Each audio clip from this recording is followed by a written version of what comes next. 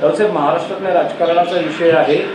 राज ठाकरे उद्धव ठाकरे एकत्रीकरणाच्या चर्चा सुरू असतानाच परवा मुख्यमंत्री देवेंद्र फडणवीस आणि मनसे अध्यक्ष राज ठाकरे यांची भेट झाली. त्यामुळे राज ठाकरे उद्धव ठाकरे एकत्रीकरणाच्या चर्चांना किंवा त्या प्रयत्नाला खीळ बसेल का किंवा तो प्रयत्न थांबेल का? मला असं वाटत नाही. देवेंद्र फडणवीस हा विषय वेगळा आहे. देवेंद्र फडणवीस हे गौतम अडाणी किंवा मुंबईतले उद्योगपती बिल्डर्स त्यांचे समर्थक आणि सरकारमधले मुख्य हस्तक आहे.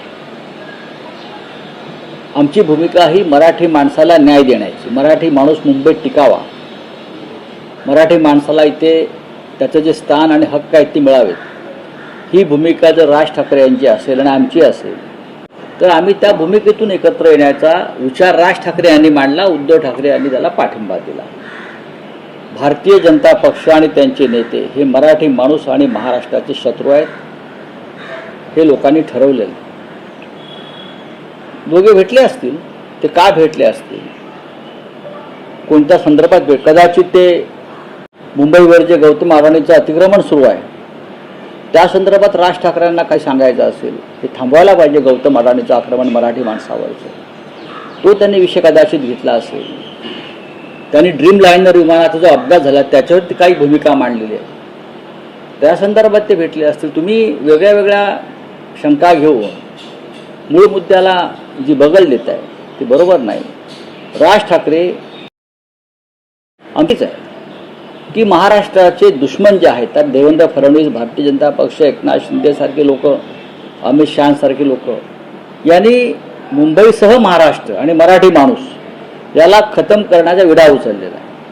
त्यांच्याशी संपर्क संबंध ठेवून आपण देश आणि राज्याशी बेईमानी करतोय, ही आमची भूमिका कायम राहील आणि आहे.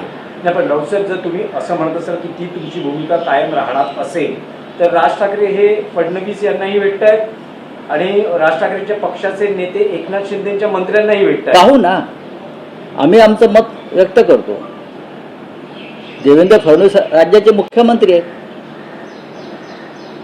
ते राज्याचे मुख्यमंत्री आहेत. राज ठाकरे आणि त्यांचा एकंदरीत जो गोतावळा आहे, काही इतर विषयांसंदर्भात ते भेटले असू शकतात. निवडल्या गौतम अडाणी संदर्भात भेटले असतील. ज्या पद्धतीनं मुंबईचा घास गौतम अडाणीला गिळण्यासाठी फडणवीस मदत करतायत, त्या चिंतेतून ते भेटले असतील. राऊतसाहेब, तुम्ही अजूनही आशावादी आहात का? मी शेवटपर्यंत उद्धव ठाकरे एकत्रीकरणाबाबतीत, मराठी माणसाचं एकत्रीकरण यासाठी मी शेवटपर्यंत आम्ही सगळे आशावादी आहोत. शेवटच्या मिनिटापर्यंत आम्ही या भूमिकेत राहू की मुंबई परप्रांतीय उद्योगपती अशा पद्धतीने गिळत असतील आणि त्याला भारतीय जनता पक्ष, एकनाथ शिंदेसारखे लोक आर्थिक लोभापोटी मदत करत असतील तर सर्व मराठी नेत्यांनी, महाराष्ट्र अभिमान्यांनी एकत्र यावं, ही माननीय उद्धव ठाकरे आणि शिवसेनेची भूमिका कायम राहील. आज त्यांचा वाढदिवस आहे, तर या निमित्तानं माननीय राज ठाकरे यांना आमच्या शुभेच्छा आहेत. मनसे प्रमुखांना आमच्या मनापासून शुभेच्छा आहेत. शुभेच्छा कालही होत्या, आजही आहेत आणि उद्याही राहतील.